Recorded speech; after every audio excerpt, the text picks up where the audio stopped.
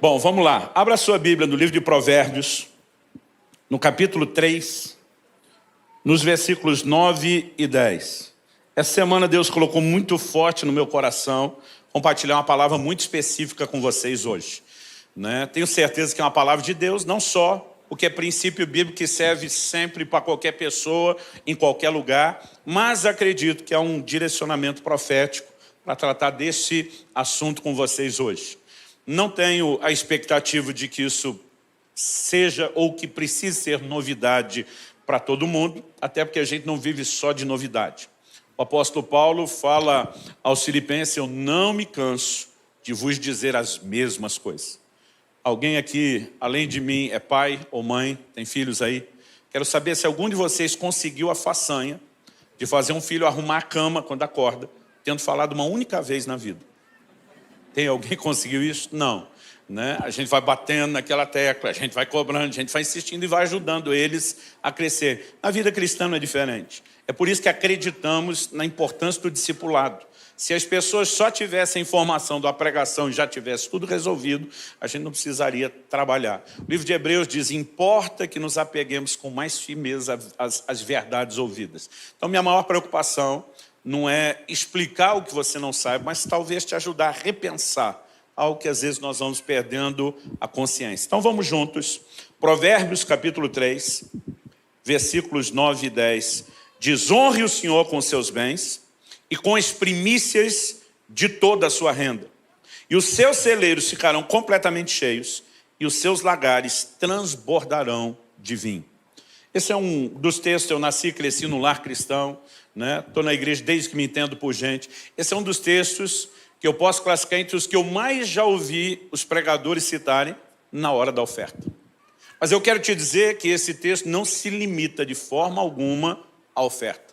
Aliás, quando a gente tenta olhá-lo só com a perspectiva que genericamente ao longo dos anos tem sido dada a ele, a gente acaba confundindo propósito com consequência. São duas coisas distintas.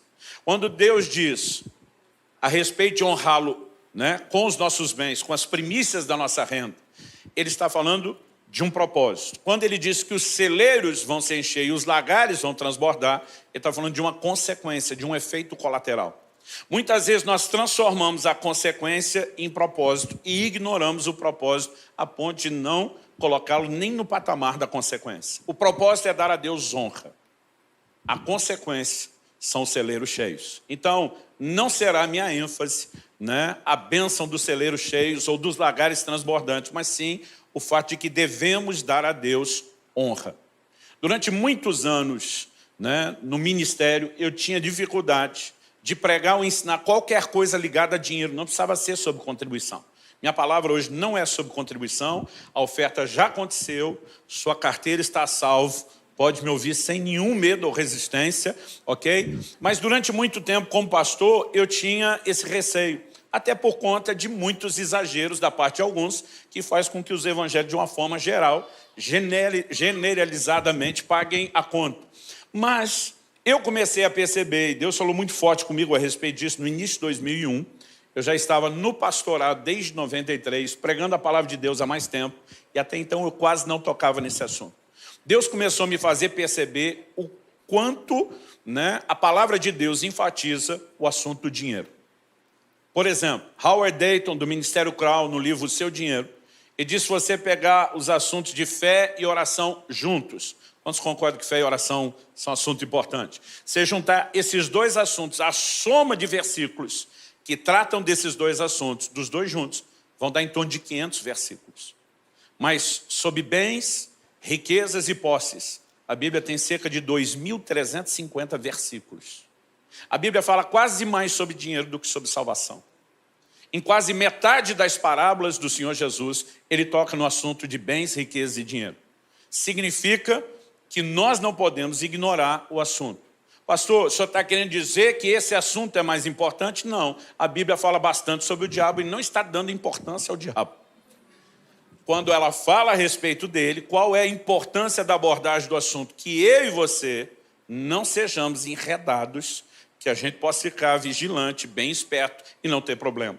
Então, quando Deus fala bastante sobre dinheiro, não é porque o dinheiro em si seja importante, mas é porque ele está dando a importância, a atenção que eu e você precisamos dar a um assunto delicado. Então eu queria mexer um pouco nessa declaração de Deus que fala a respeito de honra. O verbo honrar significa distinguir, significa fazer distinção, significa fazer diferença. E uma das coisas que eu tenho percebido é que Deus não pediria, Ele não pediria isso de mim e de você, Ele não pediria isso a nós, se, em primeiro lugar, não fosse importante, e segundo, não estivesse ao nosso alcance. Então eu gostaria que a gente pudesse pensar um pouquinho isso. Uma frase de John Blanchard, que eu gosto muito, ele diz: poucas coisas testam mais profundamente a espiritualidade de uma pessoa do que a maneira como ela usa o dinheiro. Então, no meio dessa conversa, eu quero te mostrar que essa distinção de Deus em relação ao dinheiro, na verdade, é uma advertência bíblica para que a gente cuide a respeito da relação com Deus e o dinheiro que todo cristão deve ter. E falando de honra, eu quero começar a destacar aquilo que Deus de fato quer e aquilo que Deus de fato espera de nós, né? Eu vou tentar fatiar aqui a nossa conversa em 3 tópicos ou verdades principais que nos ajude a pensar isso. Em primeiro lugar, destacar o que Deus de fato quer. Eu quero te mostrar que Deus nunca esteve interessado na oferta, e sim na honra. Segundo lugar, por que Ele pediu honra exatamente nessa área específica dos bens, no aspecto material e financeiro.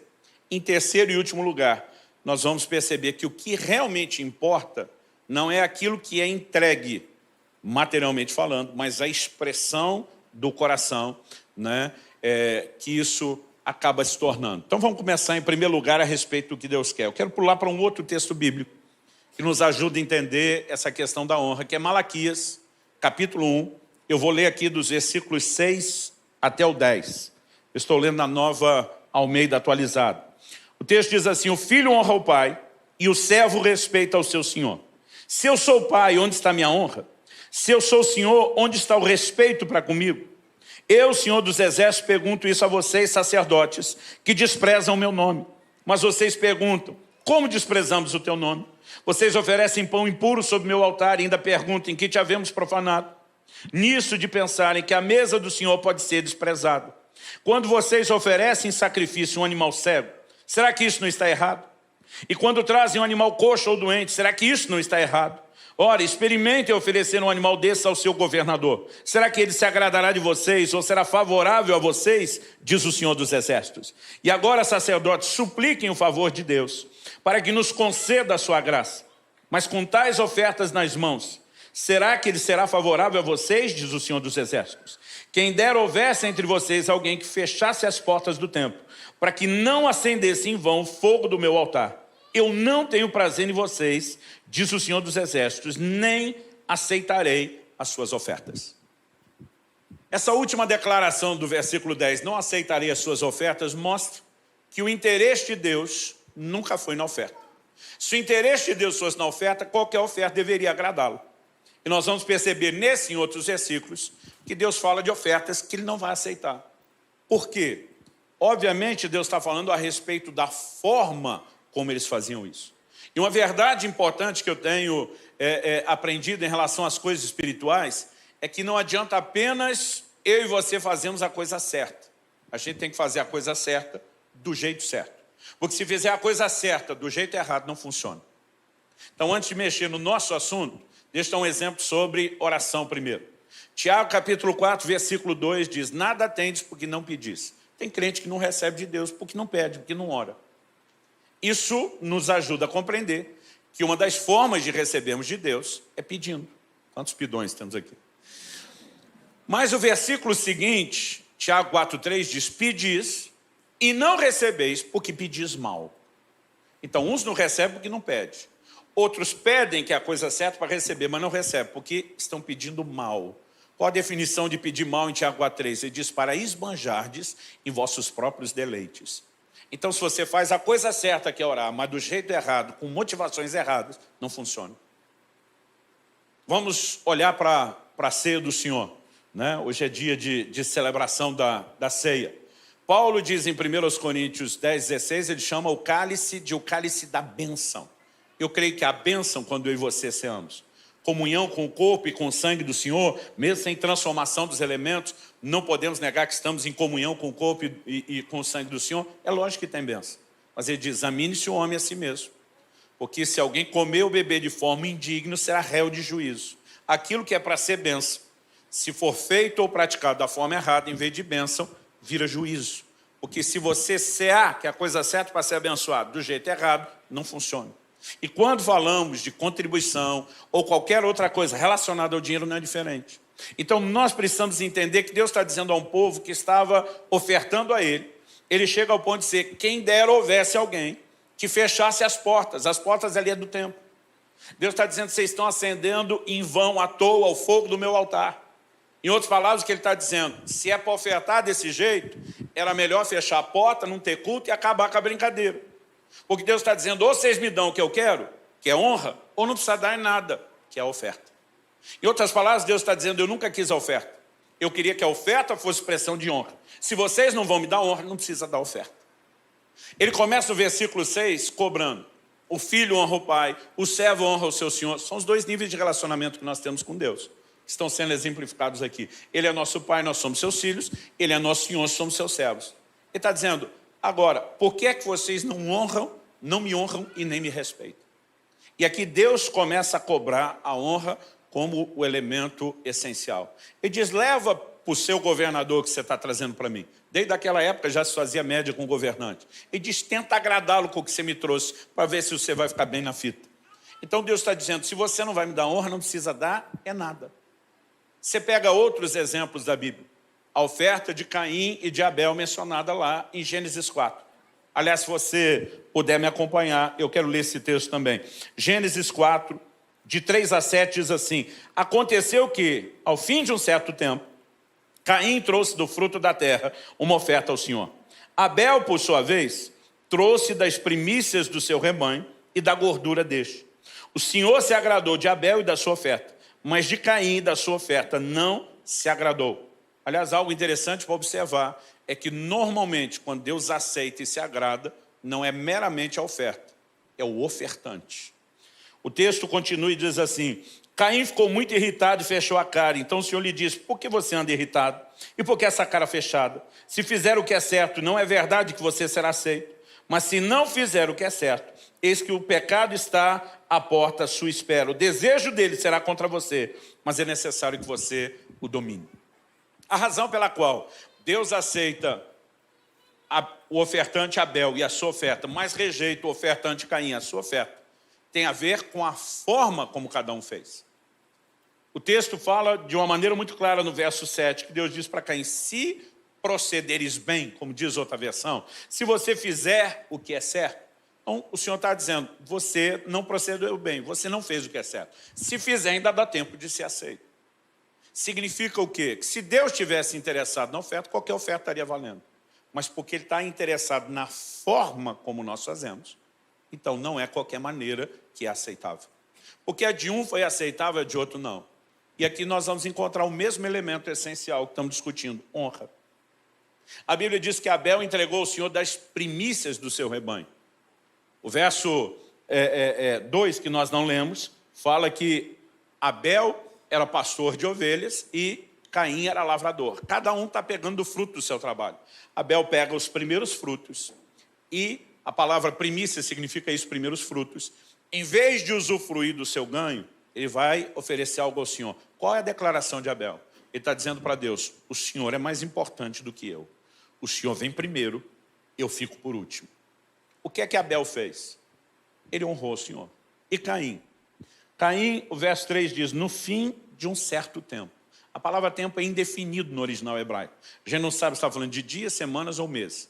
Mas o que é claro é que ele deixou Deus por fim, no fim.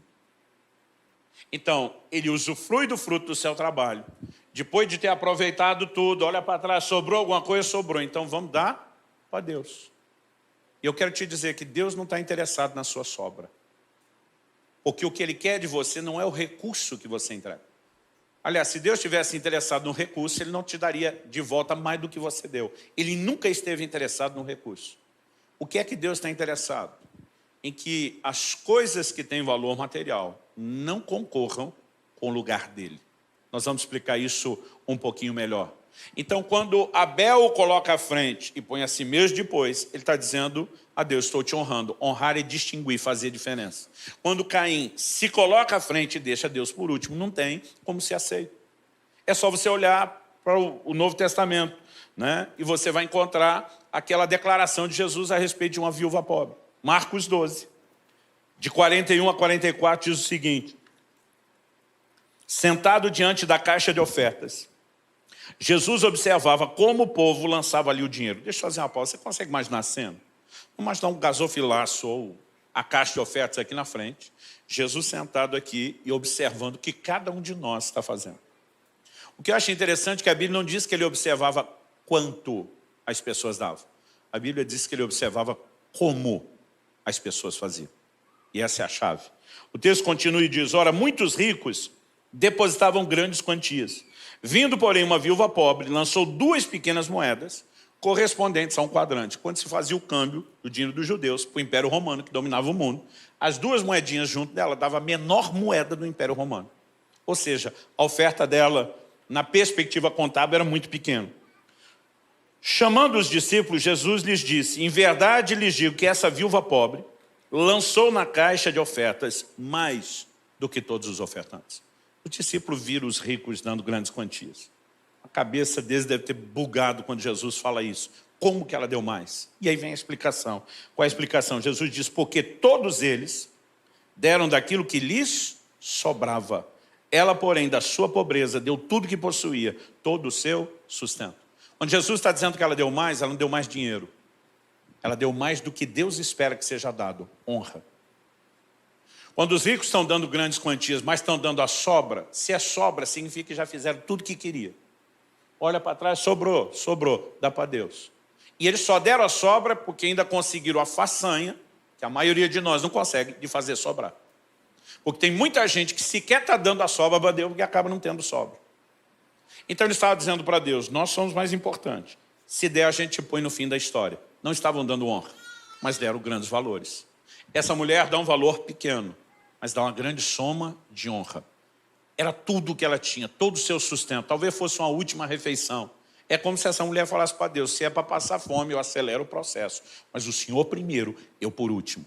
E esse é o tipo de gente que chama a atenção de Deus e cumpre aquilo que Ele quer. Quem está entendendo, diga amém. Atos 5 nos fala de um casal que deu uma grande oferta. E não conseguiu a atenção de Deus no sentido positivo, não. Conseguiu no sentido negativo. Ananias e Safira foram julgados e mortos. E entregar, a Bíblia diz que eles venderam a propriedade. A Bíblia não diz o valor. Mas, gente, vamos tentar contextualizar. Imagine o menor terreno na região menos nobre possível de São Paulo. E você ainda tem um valor alto, mesmo que não tenha nada construído ali. Aí a pessoa vem e diz, não vou dar tudo, só vou dar 80%. Ainda é uma baita de uma oferta. Mas a questão é que o que Deus tinha pedido era algo diferente. Eles, além de desobedecer, mentiram. Então, assim, não é a oferta. Deus não está interessado nela. É o coração. Se nós não prestarmos atenção nisso, nós nunca vamos relacionar com Deus da forma correta. Gênesis 22. Deus pede para Abraão a maior oferta que poderia ser pedida. O próprio filho.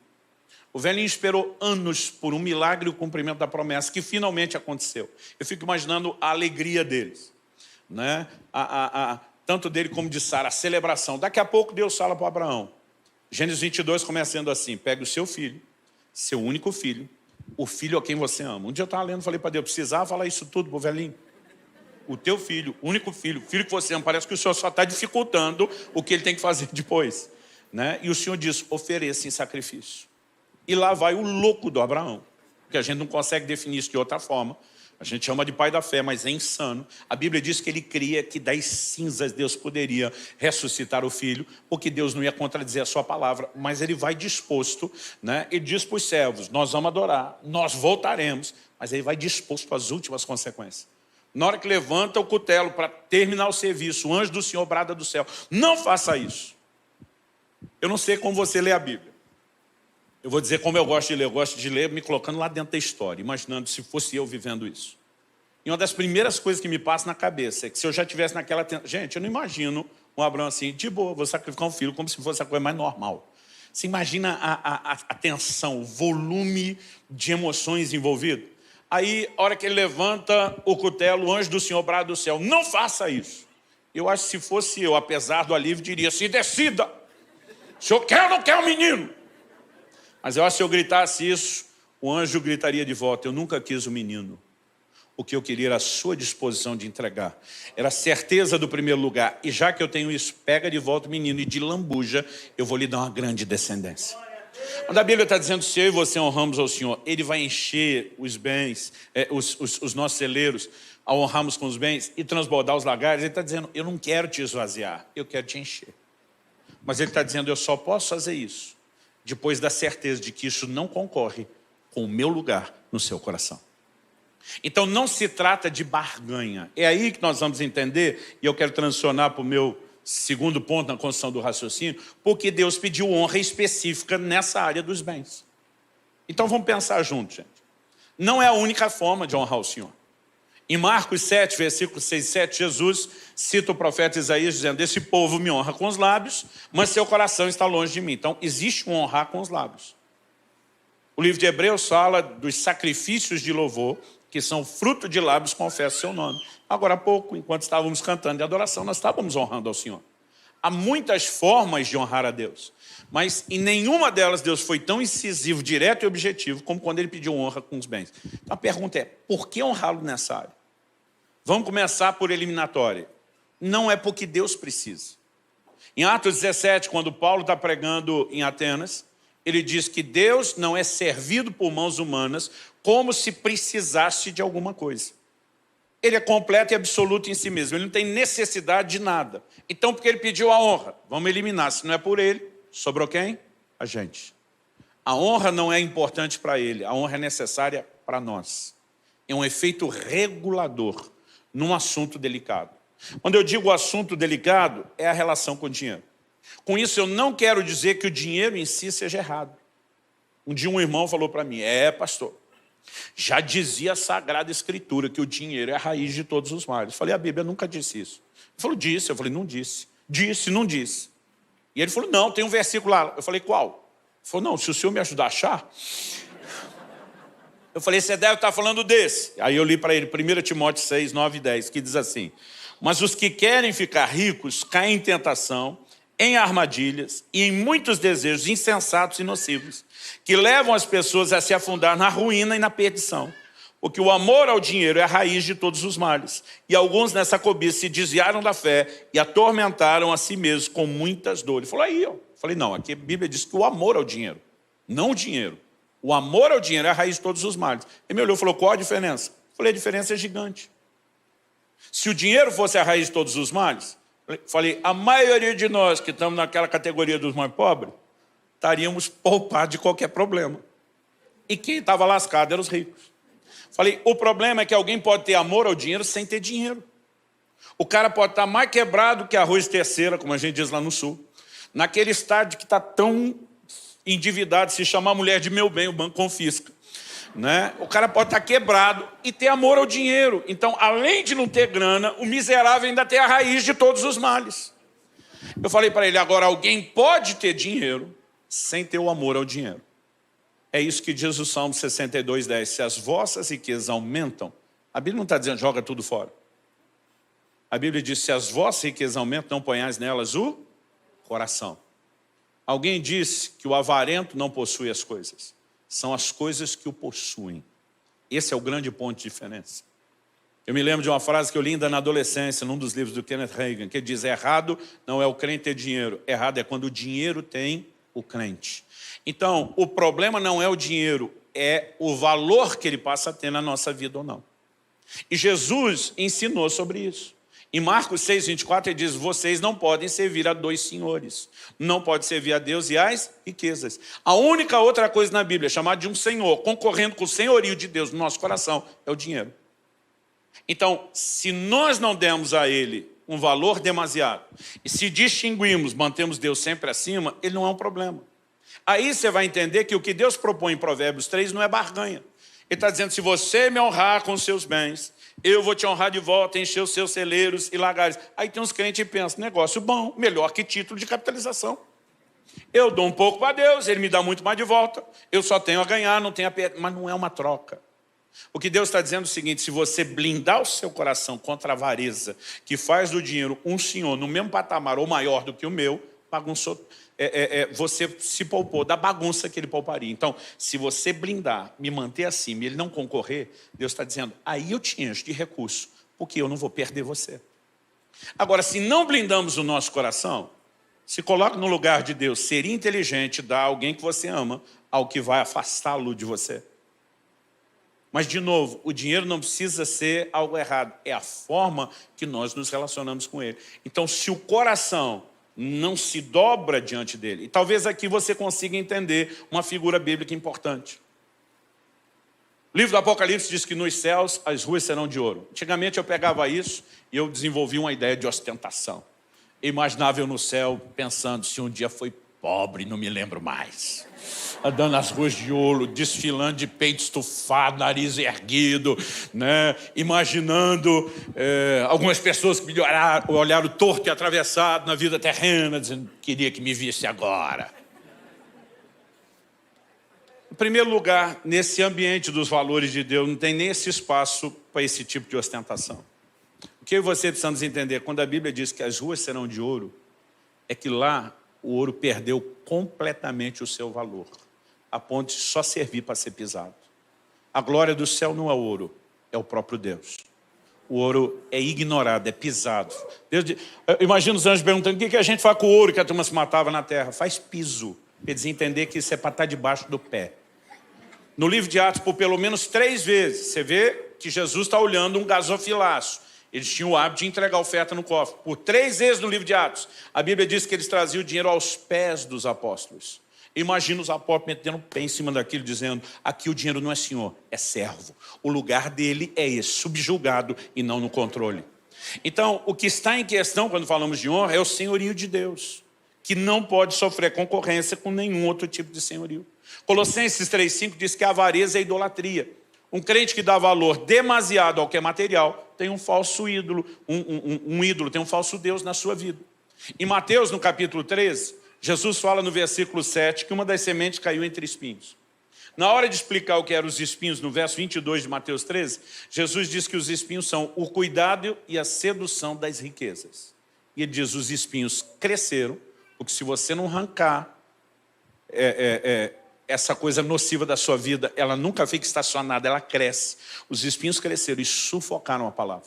Uma das poucas coisas que tem o poder de sufocar a ação da palavra de Deus na vida de um crente é exatamente isso, os cuidados do mundo e a sedução das riquezas.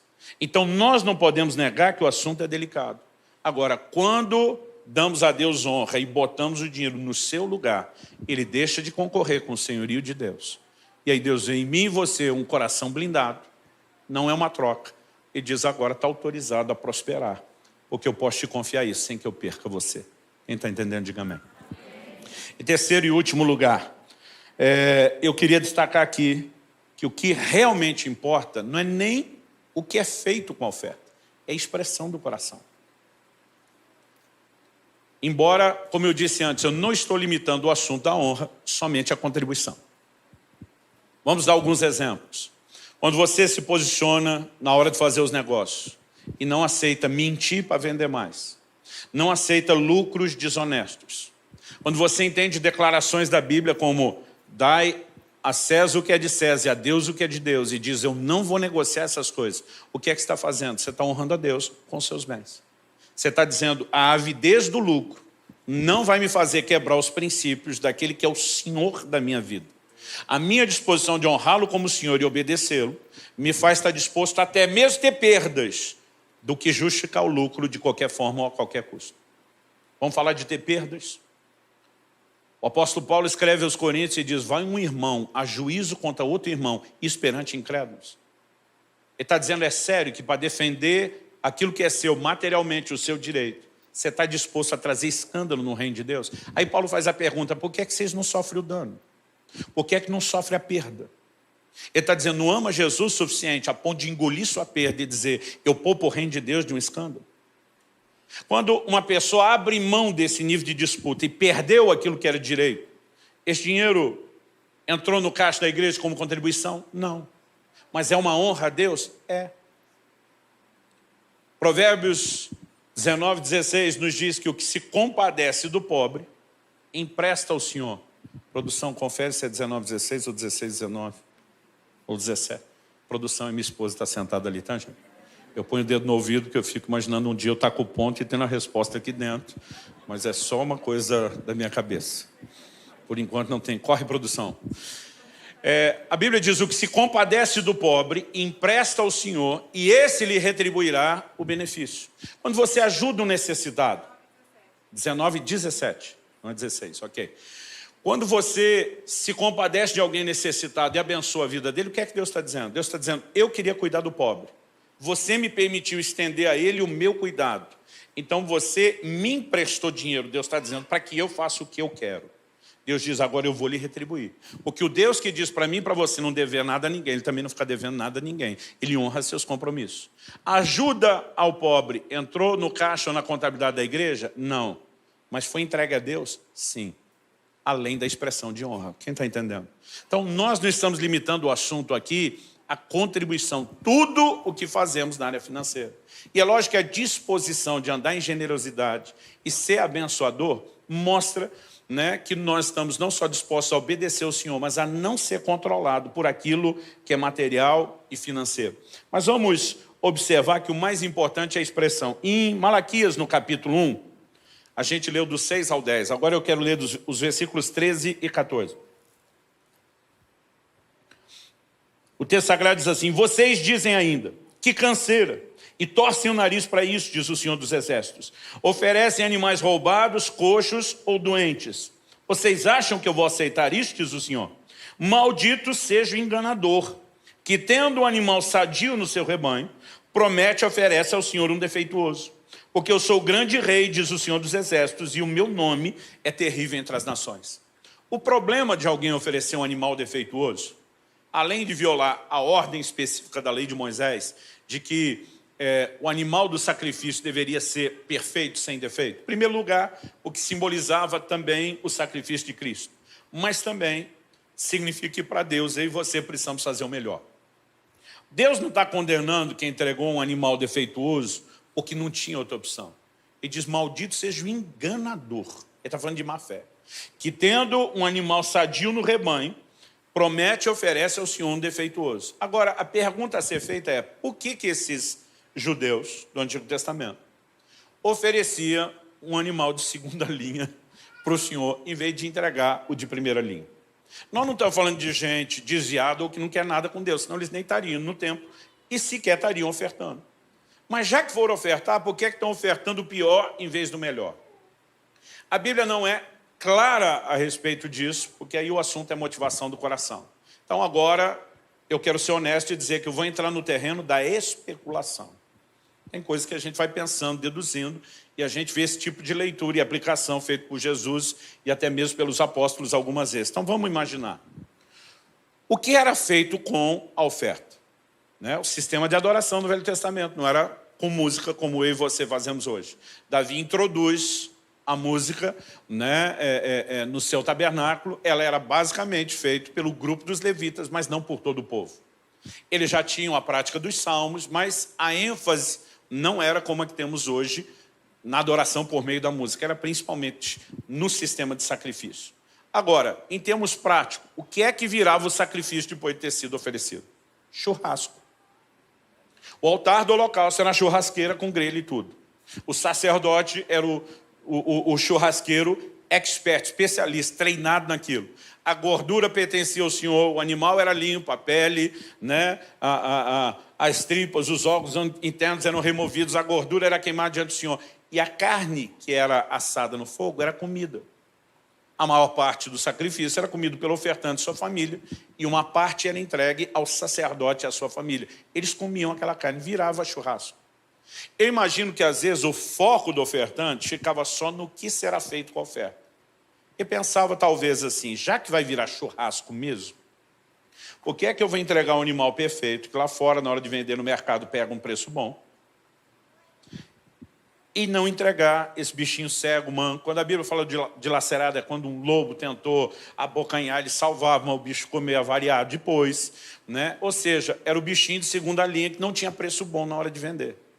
Eu acho que o cara imaginava, vai virar churrasco mesmo. Gente, imagine você comendo agora, eu sei que é quase uma tortura fazer isso perto da hora do almoço. Imagina você comendo um pedaço de picanha. Toda vez que eu falo dela, ela aparece na minha frente, é impressionante. Aí você corta um pedaço daquela picanha, não sei você, eu gosto no ponto, põe na boca. Acho que está saboreando ela. De repente você diz assim, que delícia. Pena que o bichinho era cego. Você consegue imaginar alguém com esse poder de degustação? Eu não. E olha que eu já tive superpoderes no meu paladar. Teve uma época, uns 30, 40 quilos atrás, né? Quando eu ainda bebia refrigerante, faz muitos anos que eu estou livre disso. Eu dizia para as pessoas, se me der um copo de Coca-Cola, e eu beber isso, eu te digo a embalagem. Não era só dizer se é vidro, lata, eu digo se o plástico é mole, se o plástico é duro, né? Porque afeta o sabor. E um dia eu estou pregando no interior do Paraná, dei esse exemplo. Quando terminou o culto, fomos para a casa que eu estava hospedado. Quando cheguei, tinha um monte de gente lá. A maior parte era da liderança da igreja. Eu pensei que está essa multidão. Quando eu cheguei, foi todo mundo abrindo espaço e, de repente, eu enxerguei. Tinha a mesa, que estava do lado de fora, numa cozinha externa, e tinha só um copo de Coca-Cola no meio. E aí o pastor falou, a hora do tira-teima. E essas são as testemunhas. Eu peguei aquele copo de Coca, dei um gole, e quando eu dei aquele gole, falei, a Coca é de uma garrafa PET de 2 litros, plástico mole. Falei, mas esse pinguinho, que algum miserável colocou de Pepsi Twist Light, tentando me enganar, isso é apelação. Um irmão estava do lado e disse, cruz credo. Aí eu já emendei uma outra brincadeira que eu fazia, na época eu sabia de cor os códigos de barra de cada tipo de produto. Eu falei, e pega aí, falei pro dono da casa, pega a embalagem que eu vou dar mais um gole e falar o código de barra. Quando eu falei, ele, o sangue de Jesus tem poder. Agora, nem com esse nível de superpoderes que eu já tive, provando a picanha eu conseguia saber se o bicho era cego, se era míope, se enxergava direito. Porque na verdade não vai mudar o gosto da carne. Né? Agora imagina esse cara dizendo, para que me preocupar em entregar o melhor se não faz diferença? A questão não é o que seria feito com a oferta. É a declaração que está sendo comunicada. Quem está entendendo, diga amém. Eu nunca fui louco de dar à minha mulher uma flor murcha despencando. Mas é flor igual, a outra ia morrer do mesmo jeito. Você imagina? Porque a questão não é a flor, é a declaração que está por trás dela. E quando eles olhavam só para o que será feito e perdiam de vista a mensagem, é onde, de fato, eles deixavam de comunicar honra. Vamos dar uma olhada em outro exemplo do Novo Testamento, e aqui a gente termina. Marcos capítulo 14. A partir do versículo 3 diz assim, quando Jesus estava em Betânia, fazendo uma refeição na casa de Simão o leproso, veio uma mulher trazendo um frasco feito de alabastro, com perfume muito valioso de nardo puro, e quebrando o frasco, derramou o perfume sobre a cabeça de Jesus. Alguns dos que estavam ali ficaram indignados e diziam entre si, para que esse desperdício de perfume? Esse perfume poderia ter sido vendido por mais de 300 denários, para ser dado aos pobres. E a última frase diz, e murmuravam contra ela. Se murmuravam no original grego bramavam, gritavam contra ela. Significa que o negócio virou um barraco. Todo mundo está indignado, porque a frase que eles usam é, porque o desperdício de perfume. Eles estão olhando, desperdiçou, não vai ter utilidade. Aquela turma está dizendo, para ser vendido por tanto. E, gente, os valores que são mencionados aqui são assustadores. Quando ele diz, podia ser vendido por mais de 300, nós não sabemos quanto mais, se é 315, 330, 350. Imagina se fosse mais de 350, alguém diria, quase 400. Agora, isso era para vender o perfume de segunda mão usado. Não significa que é o que custou. Era o dinheiro que dava para fazer em cima. Então, provavelmente deve ter custado mais. Agora, o denário era o pagamento de um dia de trabalho de um trabalhador normal. Isso significa que dos 30 dias do mês, todos os 12 meses do ano dos judeus tinham 30 dias exatos, diferente do nosso calendário. Você tira a média dos 4 sábados, vamos até exagerar que um mês podia ter 5. Eles tinham um ganho entre 25 a 26 denários por mês. 300 denários é o equivalente a 1 ano de salário integral. Esse é o valor que foi desperdiçado. Então, multiplique isso pelo que você ganha. O salário a renda mensal vezes 12. É lógico que aquela turma está indignada. Mas por que eles estão indignados? Porque eles só estão pensando no que é que dá para fazer com o recurso da oferta. Agora, qual foi a reação de Jesus? Verso 6. Mas Jesus disse, deixem a mulher em paz. Porque vocês a estão incomodando? Ela praticou uma boa ação para comigo, porque os pobres estarão sempre com vocês, e quando quiserem, pode fazer-lhes o bem, mas a mim, vocês nem sempre terão. Ela fez o que pôde, ungiu o meu corpo antecipadamente para a sepultura. Vamos tentar entender isso? O Salmo 16, que é uma das profecias messiânicas mais repetidas no Novo Testamento, diz, não deixará a sua alma na morte, nem o seu corpo verá corrupção. Essa profecia falava de Cristo que, embora morrendo, não permaneceria morto. E não só diz sua alma não vai permanecer na morte, mas diz seu corpo não verá corrupção. Nos 3 dias em que esteve morto, o corpo de Jesus não se decompôs. Diferente de Lázaro, que a Bíblia diz que 4 dias cheirava mal. Isso não aconteceu com Jesus. Jesus está dizendo, ela ungiu o meu corpo. Jesus está dizendo, enquanto vocês só estão olhando projetos, o que se faz com recurso, essa mulher me enxergou. Ela discerniu a minha pessoa.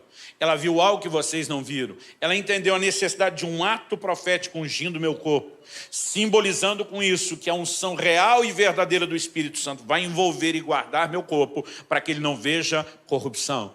Jesus está dizendo, enquanto vocês estão olhando o projeto, ela está vendo a minha pessoa. Há uma diferença enorme entre uma coisa e outra.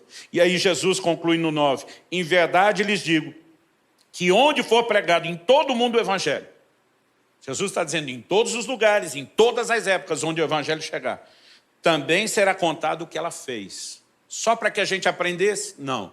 Jesus diz para a memória dela. Jesus imortalizou essa mulher, Maria de Betânia.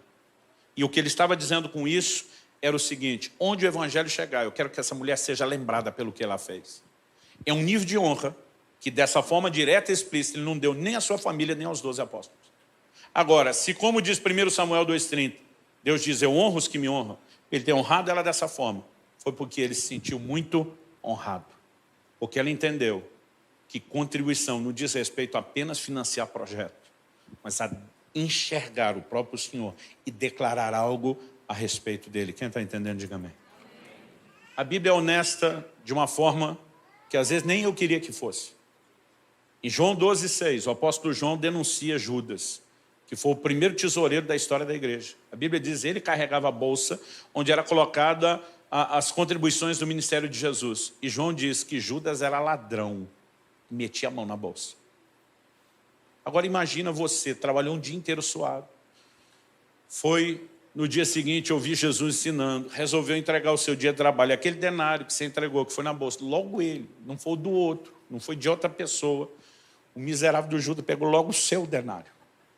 Se o valor da oferta fosse aquilo que é feito com ela, essa pessoa que entregou não teria benefício nenhum.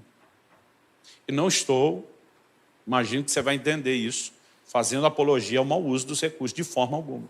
É só você ver o juízo de Deus sobre Judas e você vai perceber quão sério é o assunto e como Deus vai julgar quem está brincando com isso. Então, não estou fazendo apologia, mas a questão é, independente do que será feito, o maior valor não é o que se faz, não é como se faz, é a declaração, é a expressão de quem entrega algo. A Bíblia diz no livro de Hebreus que a oferta de Abel ainda fala. Significa que falou na época, está falando até hoje, porque é uma linguagem por trás das nossas ofertas, por trás das nossas ações. Cada vez que eu e você dizemos não ao controle do dinheiro, sim ao controle de Deus, nós estamos não apenas exaltando o seu senhorio, nós estamos falando da importância que ele tem. E quando esse lugar é preservado, Deus olha para mim e para você e diz, já que você não corre o risco de ser controlado por um outro senhor que vai destruir sua vida, eu autorizo você a prosperar. E você vai viver isso de forma sobrenatural. Esse é o lugar de equilíbrio. Nós não podemos ignorar a importância que essa compreensão tem na vida cristã. Eu gostaria de terminar propondo aqui algumas coisas. Em primeiro lugar, sentado mesmo no seu lugar, eu gostaria que você orasse. E não apenas falasse com Deus. Eu tenho certeza que Deus está falando com cada um de forma diferente. Eu gostaria que você orasse colocando sua vida diante de Deus. Reavaliando essas verdades e a maneira como você tem agido em relação a isso. Talvez esse seja um momento oportuno para você reafirmar o senhorio de Jesus sobre sua vida e para você dizer: Mamon, as riquezas não vão me controlar. Talvez seja o momento oportuno para permitir que o Espírito Santo mostre aí. Você está demasiadamente preocupado, dando valor demais a isso. Pode ser uma hora de ajustes. Mas esse também pode ser um momento para aqueles que nunca tomaram a decisão mais importante da sua vida, de fazer de Jesus o seu Senhor. A palavra Senhor é fraca na nossa cultura e na nossa língua portuguesa. O máximo que a gente imagina é o filho dizendo para o pai: sim, senhor, ou alguém na cadeia de comando da hierarquia militar falando para a patente superior: sim, senhor. A palavra Senhor, no original grego, como era empregado no mundo antigo, era a palavra que o escravo usava para se dirigir ao seu amo. Senhor significa dono, significa possuidor. E a Bíblia diz: se no teu coração creres que Deus ressuscitou a Jesus dentre os mortos, e com a tua boca confessares a Jesus como Senhor, serás salvo. O que significa ter Jesus como Senhor? Em Lucas 6, 46, ele diz: por que vocês me chamam Senhor, Senhor, mas não fazem o que eu mando? Os seguidores de Cristo não são apenas pessoas que acreditam na sua existência, nem só que acreditam na obra de salvação e redenção dele, morrendo em nosso lugar na cruz, mas são pessoas que se dispõem a serem governadas pelos seus ensinos. E se há algo que eu e você não podemos ignorar, é o quanto Jesus falou sobre essa relação com o dinheiro. Você não precisa se livrar dele, mas ele não pode controlar você. As contribuições são parte de um exercício de desprendimento, mas não são a única expressão de honra.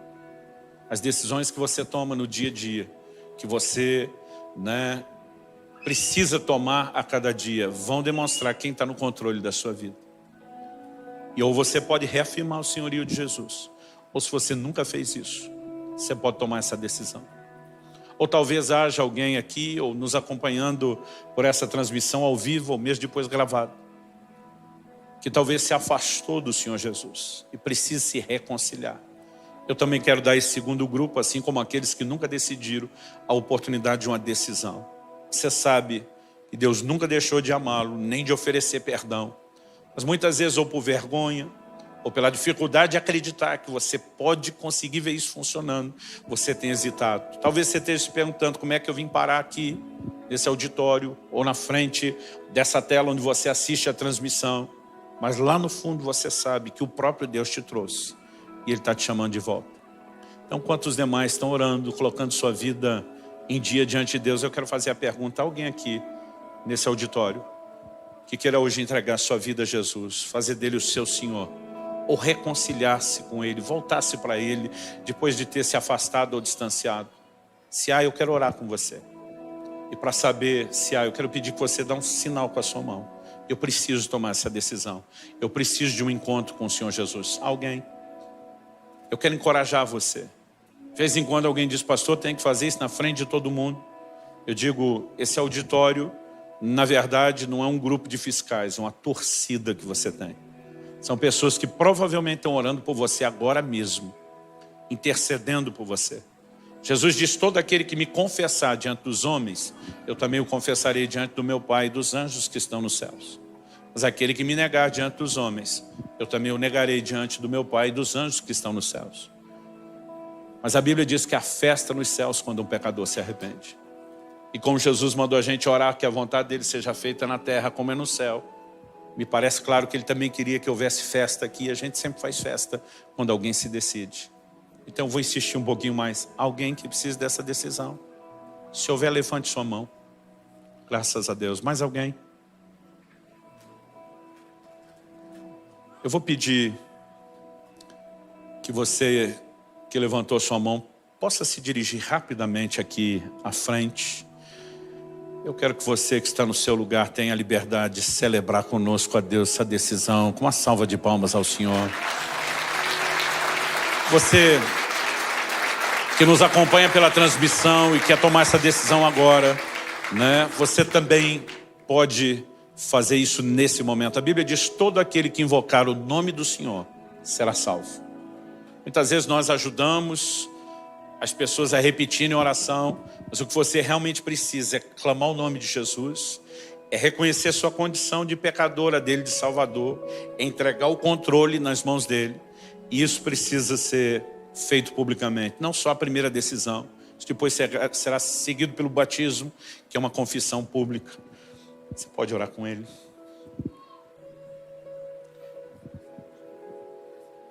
Enquanto isso, eu quero fazer uma última oração por cada um de vocês. Pai, se o Senhor não vivificar essa palavra, terá sido só um discurso, só uma palestra.